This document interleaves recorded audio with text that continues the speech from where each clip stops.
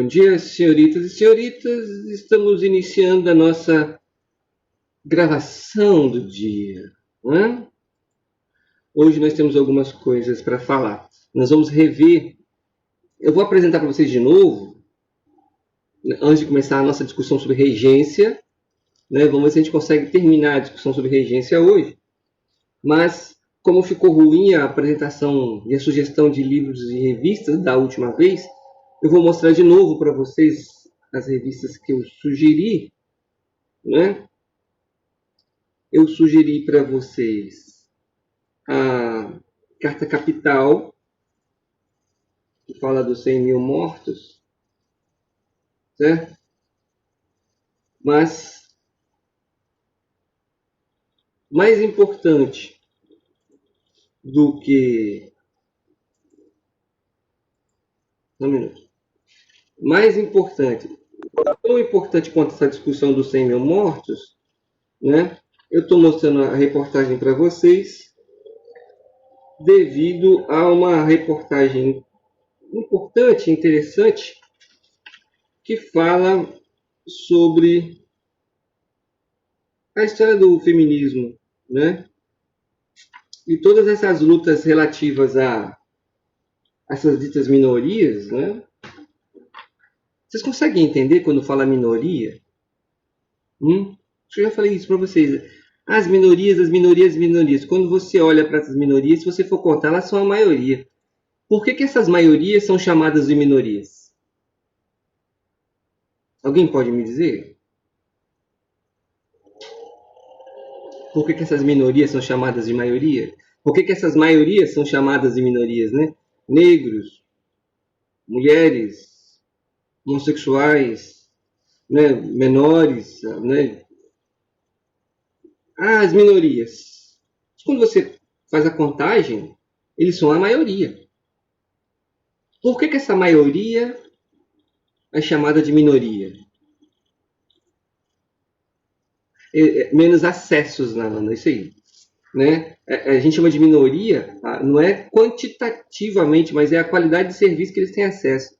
Então essas minorias, nós chamamos eles de minorias, apesar deles serem a maioria da população. O que está sendo avaliado aí é o acesso, né? Acesso a, certo? As garantias legais. Isso se chama de minoria, beleza? Então essa aqui na Carta Capital é isso. Não tem voz, não é? Ou muito pouca voz. Então tudo que diz respeito à conquista de voz, a espaço, a gente tem que divulgar, né? Essa é a Carta Capital. Sugeri vocês a CULT, né? Que e a reportagem sobre a cultura do cancelamento. Eu acho ela bem importante, essa discussão sobre a cultura do cancelamento, certo? Porque ela, bom, são entendimentos, né? Uma das questões relevantes, até onde essa prática do cancelamento ela é democrática, né? Você ignorar o outro, pura e simplesmente por discordar, ela é democrática, né? Quais são os limites dessa cultura do cancelamento, dessa prática do cancelamento? É claro que a gente não tem que aceitar tudo, certo? É claro que a gente não tem que aceitar tudo, é óbvio, certo? Eu não gasto meu tempo com intolerantes, certo? E quando eu falo com intolerante, eu falo com fascista. Sim, porque sim. Mas a gente precisa entender os limites disso, certo? A outra que eu mostrei para vocês foi a POI de número 166, né? Já está na 168 já. Mas essa revista aqui, eu disse para vocês, ela está um clássico, certo? Ela está um clássico. Está excelente essa revista aqui. Se alguém tiver acesso a esses títulos, eu recomendo. Aí eu tinha mostrado para vocês, além disso, algum livro. Não tem. Né? A gente acessou assim, uma coleçãozinha. Vai que um dia o colégio compra, né? Aqui, ó. Que as pessoas ficam falando, conversando fiado. Não. A Venezuela. O que a gente sabe da Venezuela? Aí eu comprei esse livrinho aqui,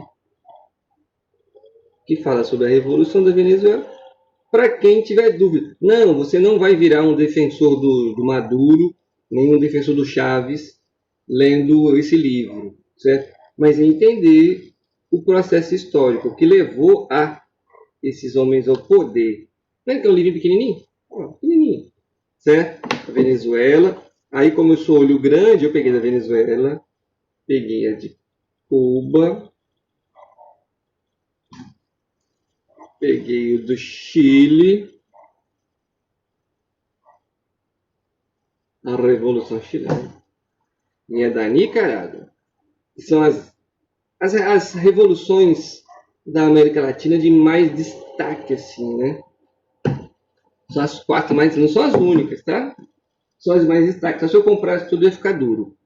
Dinheiro, né? Certo? Então, aí ficam sugestões. Para a gente começar a pensar, a gente entrar na nossa discussão, não sei nem se vai dar tempo de falar sobre tudo hoje, mas, como eu não leio só livro, eu também gosto de revista em quadrinho. Vendo aqui. Essa coleção aqui, O Império dos Mortos, certo? Tinha esse quadrinho aqui que eu queria propor uma reflexão com vocês. Vê se dá para todo mundo ler esse quadrinho aqui, essa fala aqui, ó.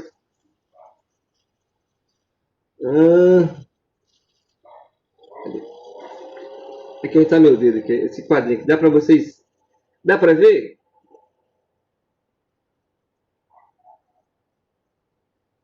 Certo? Ó.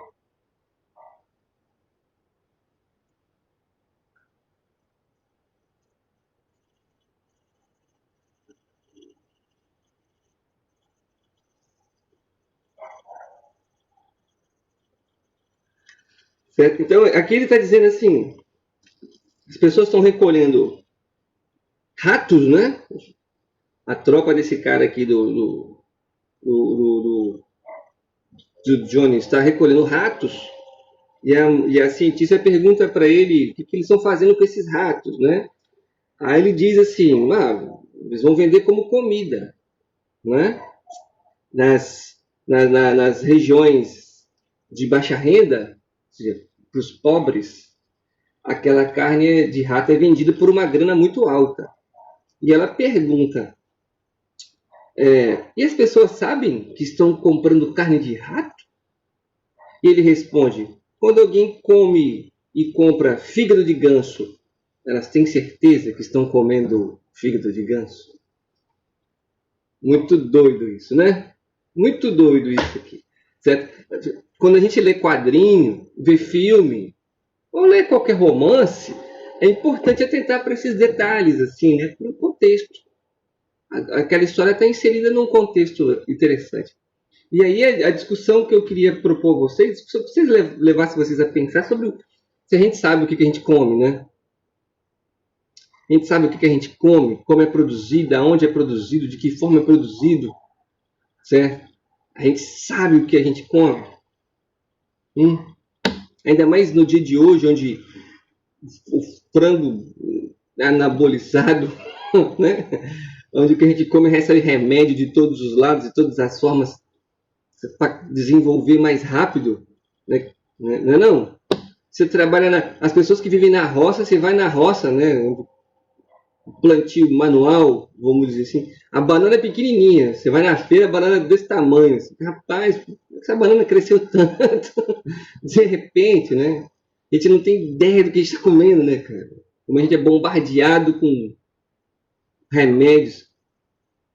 Exatamente, a gente não sabe o que está no prato da gente, né?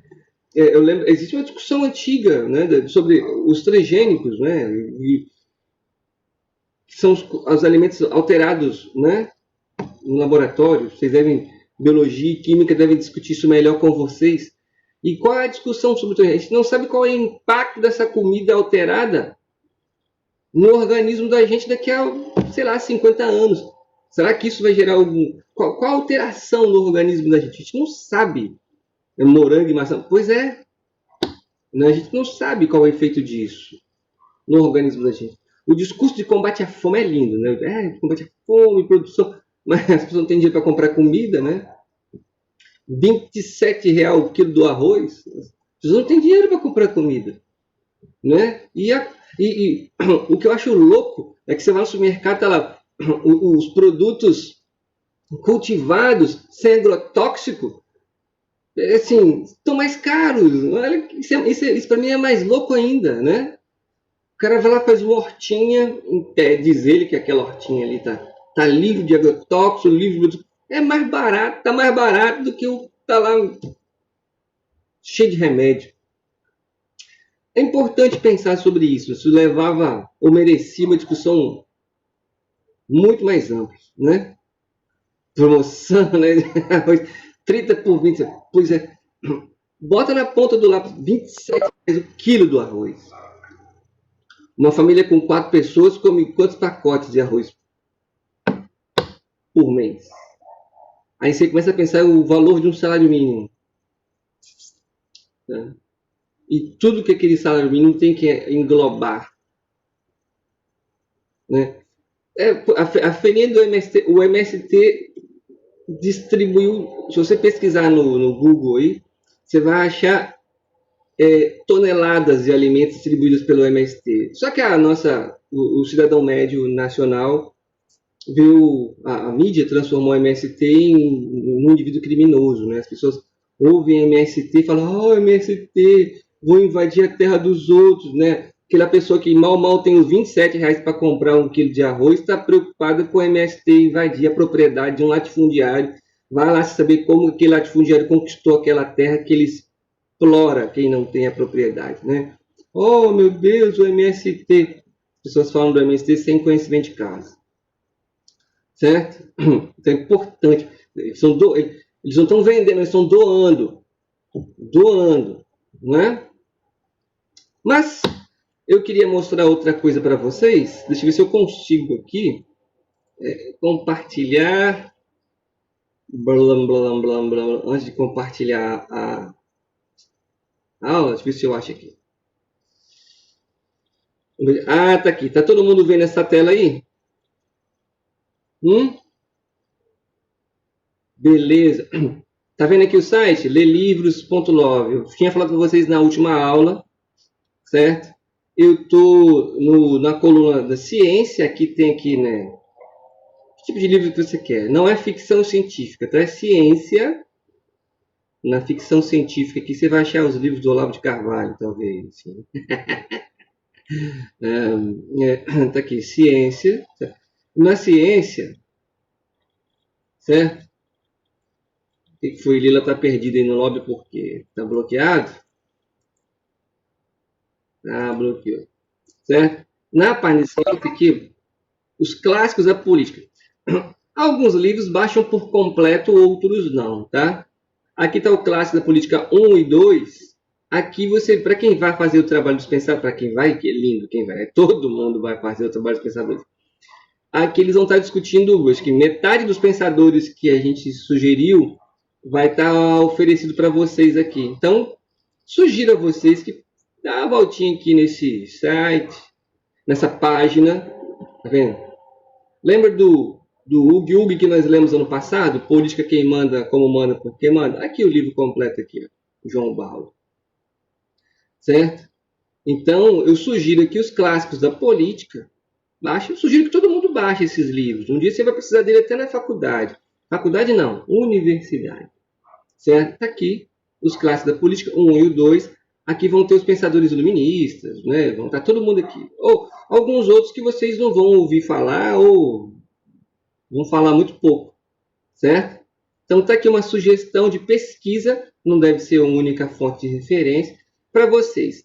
Certo? Se vocês tiverem a mão nervosa, né, e começar a clicar, por exemplo, você vai achar muita coisa boa, que você não vai conseguir baixar tudo num dia, porque tem limite. Então vai primeiro ao objetivo, tá? E aqui ele discute sobre tudo, vários assuntos. Né? O capitalismo parasitário, livros do é para olhar com cuidado, Maquiavel, certo? Para olhar com cuidado o que está sendo oferecido, certo? O que está sendo sugerido, e aí se divertir e baixar. O que tiver interesse. Mas tem muita coisa, ó, livros do Voltaire, certo? Livros do Maquiavel, beleza? como eu disse, nem tudo nos interessa agora para a pesquisa, mas, certo? Quem gosta, quem tem a mão nervosa e quer conhecer tudo ao mesmo tempo e falta tempo, está aí uma proposta interessante. O que é desobediência civil, certo? Está aí, beleza? Para o pessoal que está pesquisando Marx, aqui tem muita coisa do Marx também. O pessoal que está pesquisando Marx tem essa página aqui específica, né, que tem análise sobre tudo e todos. Não é uma sugestão, certo? Abordagens sobre questões sociais a partir de uma leitura marxista, certo? E é óbvio, tem aqui as obras do Marx e de outros marxistas quando você vem aqui em livros, certo? Então, para quem vai apresentar o trabalho sobre o Marx, tem uma referência, não é a única. Beleza? Certo, senhoritas e senhoritos? Anotaram aí as referências? Vê? Aí o ler livros, certo? E a página do Marx para quem tiver interesse, certo? De ter fontes para as suas pesquisas que estão ocorrendo de forma linda e maravilhosa, né? Todo mundo muito bonito na foto e fazendo os livros. Bom, dito isso, vamos aí a nossa tela de aula, certo? A nossa regência. Alguém quer fazer algum comentário sobre o que foi apresentado até agora? Então, hoje nós representamos para vocês, né, as revistas, para ficar melhor apresentável, né, ficou de um tamanho maior. Um quadrinho, uma sugestão de reflexão para a gente discutir mais na frente, quem sabe? O que nós estamos comendo? Né? Importante pensar isso. E fontes para pesquisa sobre o trabalho dos pensadores. Certo? Beleza. Então vamos lá, na sequência, certo? Da nossa discussão sobre regência.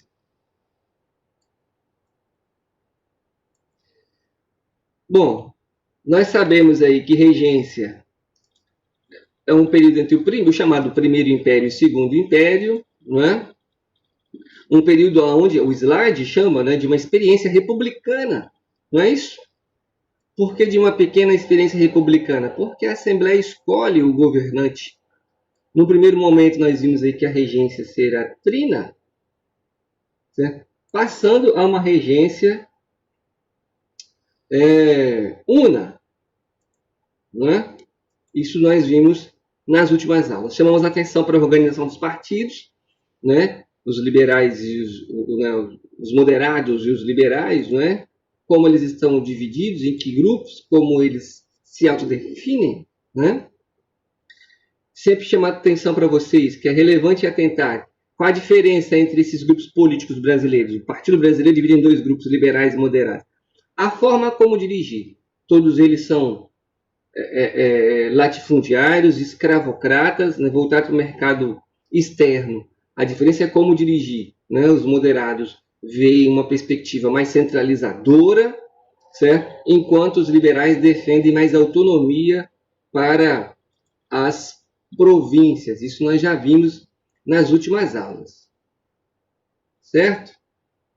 Isso nós vimos nas últimas aulas. O que está acontecendo aqui que eu não estou entendendo? Ah, tá, entendi. Beleza?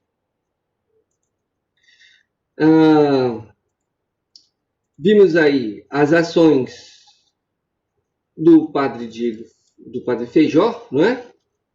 Onde ele vai tentar conciliar, né, esses grupos dirigentes, né, essa elite divergente, vamos dizer assim, entre os centralizadores e os que defendem mais a autonomia, certo? Tomando algumas ações que vão gerar mais problemas. Achei aqui a tela que eu estava procurando, né? O padre Diogo Feijó, defensor da ordem pública, nós discutimos sobre isso, né? Que defendia uma frente única de cidadãos ordeiros em oposição à ação irresponsável dos anarquistas, né? Que beleza isso, né? A elaboração de um ato adicional, lembra disso? A gente discutiu a elaboração do ato adicional, certo? Substituição da regência trina pela regência unieletiva, criação de assembleias provinciais, extinção do Conselho de Estado, criação do município Unido do Rio de Janeiro. Né? Aí nós conversamos sobre a ambiguidade do ato adicional. Ao mesmo tempo que ele dava autonomia para as províncias, né? Ele garantia mais descentralização, ele criava uma regência una centralizadora. Essa é a ambiguidade. Né? Como assim? O poder é centralizado ou descentralizado? Certo? Isso não fica claro. Certo? E aí você vai ter um derramamento de sangue, né? Um acirramento das violências entre as elites, não só pela disputa pela propriedade, mas a disputa pelo poder entre eles, né? Haja vista que você vai estar criando ali uma guarda, lembra aquela a guarda municipal, composta por indivíduos ligados a esses senhores, certo? Então você vai ocupar as forças repressoras, né, dessas províncias, ou do Estado, vamos dizer assim, composto por indivíduos ligados aos interesses desses homens que estão no poder e que detêm o poder sobre a vida das pessoas. São eles que decidem quem é preso e quem é solto, certo? Nós discutimos sobre isso. Se a gente parar para pensar um pouquinho, as forças militares, polícia militar, o exército, quem compõe esses grupos em sua maioria, né? O baixo escalão das forças militares, ou das polícias, vamos dizer assim, porque a polícia civil também, hoje, né, nessa época, nesse momento que nós estamos discutindo, não existe polícia civil, estou trazendo para hoje. Mas a polícia militar, a polícia civil, se você observar hoje ainda, o baixo escalão, quem compõe o baixo escalão? É essa pequena classe média, ou baixa classe média, né, que tem dificuldade para ascender socialmente, que tem que trabalhar, estudar, tem que dar conta de muita coisa, né? Aquele desejo de virar doutor está mais distante. Você precisa garantir o sustento e a sobrevivência da sua família. O que você faz? Você entra para a polícia, né? Você entra para a polícia vai te dar algumas coisas que você gostaria de ter e não tem. Por exemplo, sensação de que quem manda é você. Né? O cara mete lá a carteira no bolso, uma farda, um revólver na cintura, ele acha que é mais homem que todo mundo, certo? Esse poder a polícia transmite, certo? Tá todo mundo me vendo aí? Que nem eu tô me vendo mais. Vocês estão me vendo? Tá todo mundo aí? Por favor, não me deixem, me manifesta. Eu saí da tela, né? Nem eu sei porque eu saí da tela, mas tá aqui. Certo? Beleza? Mas vocês estão me ouvindo, né? Vocês estão me ouvindo? Beleza, então vamos seguir. Certo? Se quiser se manifestar sobre o comentário que eu estou fazendo, é importante. Como que esse aparato repressor, né, das forças repressivas, seja do Estado, né, federativo, seja do país, ou seja, as forças repressivas dos estados, né, a polícia militar, né, eles absorvem essa massa. Nós aqui somos exemplos, né? Vocês devem ter aí parentes nas forças militares ou na polícia civil, todo mundo tem. Olha como as pessoas à nossa volta ocupam esses espaços, né? E olha a dificuldade que é para ascender dentro. A ascensão ela vai estar mais próxima de pessoas com mais recursos. Aqueles que vão ter recursos para fazer a prova para oficial, estudar direito e virar delegado, né? Que está promotor, e aí a rede de proteção tem que ser mais forte para você ascender dentro desse grupo, né? As redes de proteção vão ampliando, mas essas forças militares, elas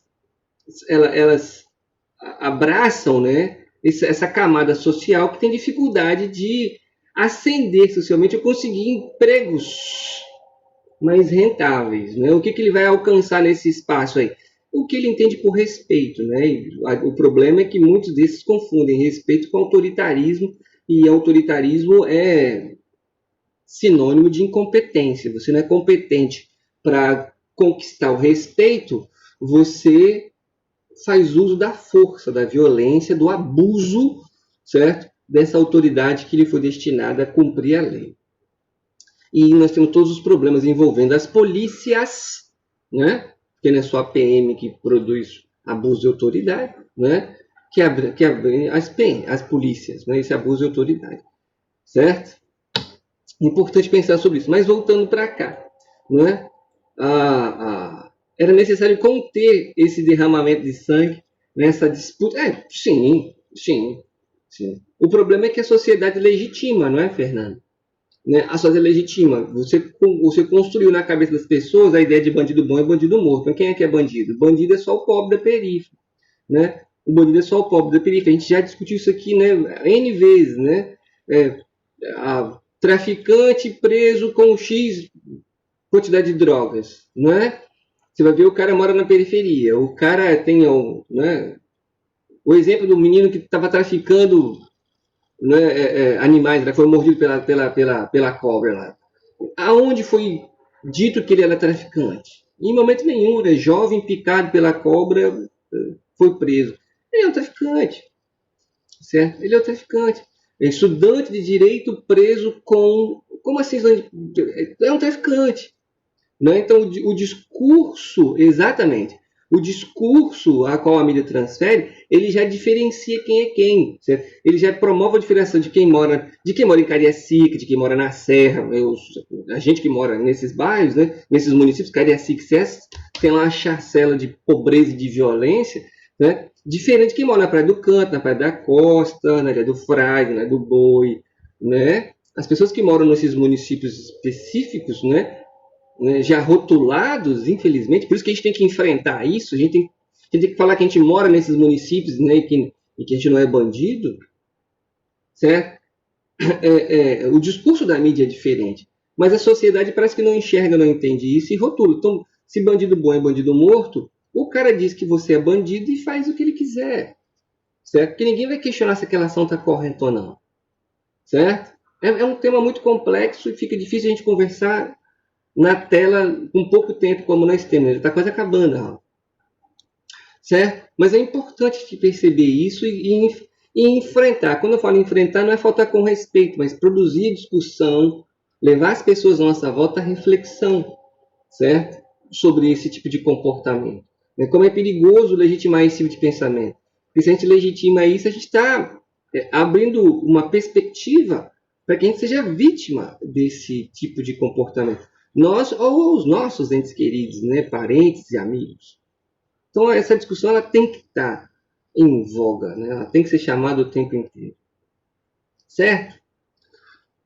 Bom, como o Diogo Feijó não conseguia resolver os problemas por qual a regência vinha enfrentando, por exemplo, as revoltas, está aqui, né? Nós vamos ver essas revoltas, né, que aconteciam no país, certo? Revoltas essas promovidas e incentivadas pela elite, certo? Onde ele traz o povo para alcançar o seu objetivo. Qual é o objetivo de muitas dessas elites que vão incentivar essas revoltas em diversas localidades do país? Produzir a independência, porque uma vez aquela região independente, aquela elite assumiria o controle, certo? E iria dirigi-la de acordo com seus interesses. Contudo, entretanto, e todavia, em muitas dessas manifestações, né, a população que está na frente, ela vai pôr em pauta as suas reivindicações como o fim da escravidão, reforma agrária, entre outros objetivos que ia de encontro aos interesses dessa elite. Certo? E o que essa elite faz, então? Temendo a radicalização do movimento, ela se retira, abrindo espaço para a violência do Estado. Certo? Para a violência do Estado. E aí você criminaliza todos aqueles que se levantam contra o sistema. Por isso que ainda hoje, eu não canso de falar isso, né? Ainda hoje a gente vê isso. Todo mundo que vai às ruas, todo mundo que se manifesta contra o governo, seja ele qual for, certo? É rotulado como vagabundo, né? Criminoso. Certo? E aí você legitima a ação das forças militares. Tá aí. O que nós tínhamos no Araújo de Lima? Né? Um representante dos conservadores, regresso à ordem. Se você parar para ouvir o que é dito hoje no nosso governo, você ouviu muito disso aqui, né? De regredir, né? Regredir, porque do jeito que está muito ruim, né? Dentro da perspectiva das pessoas que estão no poder e defendem esse governo hoje. Né? Regredir seria recuar nos acessos que aquelas minorias que nós começamos a conversar conseguiram conquistar e avançar. Né?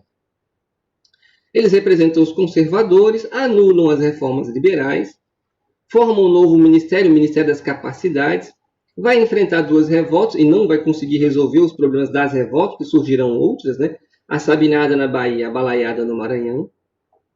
Em 1840, decreta a lei interpretativa do ato adicional. Ou seja, o poder centralizado ou ele é descentralizado. Isso tem que ser definido, certo? E é óbvio, se ele defende o regresso à ordem, ele é conservador, ele vai defender a centralização, certo? Vai ser definida a centralização desse governo.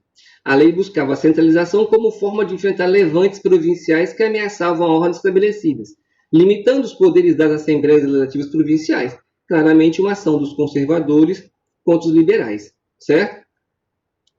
Fica evidente para nós aqui a divisão entre as duas elites, certo? A questão é que os próprios liberais, aqueles que defendiam a autonomia, certo? E muitas das elites que vão incentivar esses movimentos, começam a temer esses movimentos. E aí nós vamos ver como é que funciona a elite nacional, né? Acabou com a autonomia provincial, isso é, com a liberdade das províncias de elegerem seus governantes. Ou seja, quem escolhe os governantes das províncias é o poder central, e vai ser sempre alguém ligado a eles, certo? Se é alguém ligado a mim, aquela pessoa que está no poder, ela vai se submeter aos meus interesses. Certo? Cabe até uma discussão sobre o fim da estabilidade do funcionário público nesse momento, né? Olha como é que nós estamos voltando atrás, né, no tempo. De acordo com a Constituição, nós estamos falando da Constituição de 1824, ainda não houve uma segunda Constituição, nós estamos na primeira ainda. Dom Pedro II só atingiria sua maioridade quando completasse 18 anos de idade. Contudo, entretanto, todavia, vejam só, os liberais que estão perdendo o direito de escolher os governantes, né, os presidentes das províncias, os liberais que estão perdendo a autonomia, haja vista que um conservador está à frente da regência. Veja só, os liberais fundam o Clube da Maioridade, certo? Com qual objetivo? De antecipar a maioridade de Dom Pedro II, fazer com que ele, aos 15 anos, tenha condições de assumir o trono. Não podemos esperar até os 18. Por quê? Porque o carro das revoluções está passando, as pessoas estão na rua. Você tem a Sabinada, a Balaiada, você vai ter a Farroupilha, certo?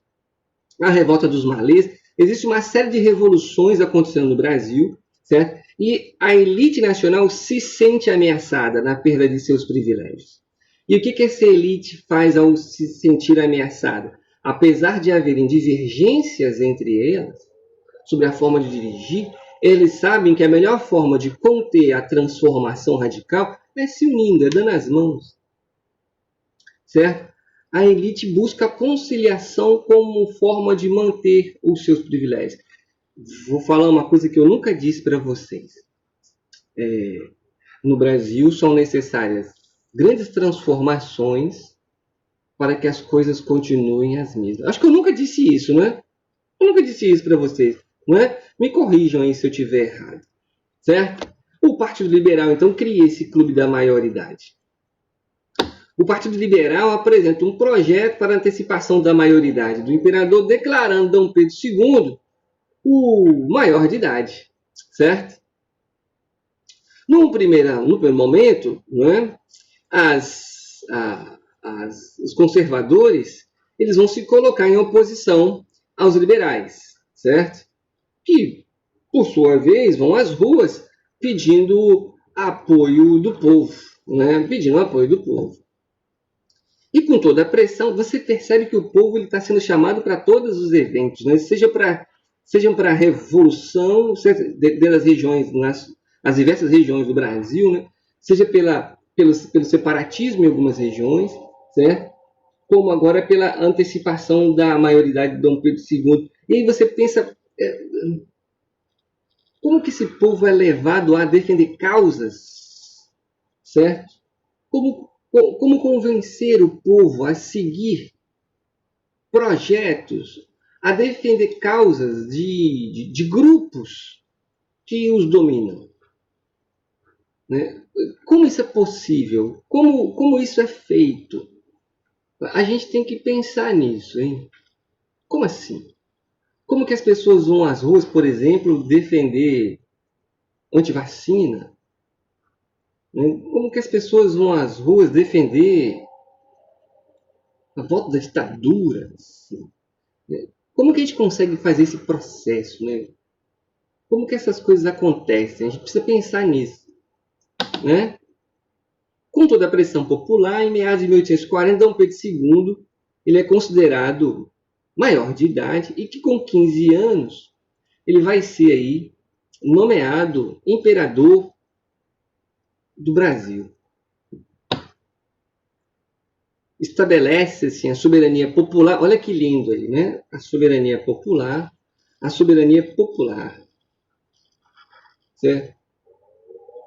Uma soberania popular onde o povo não é soberano em momento algum, né?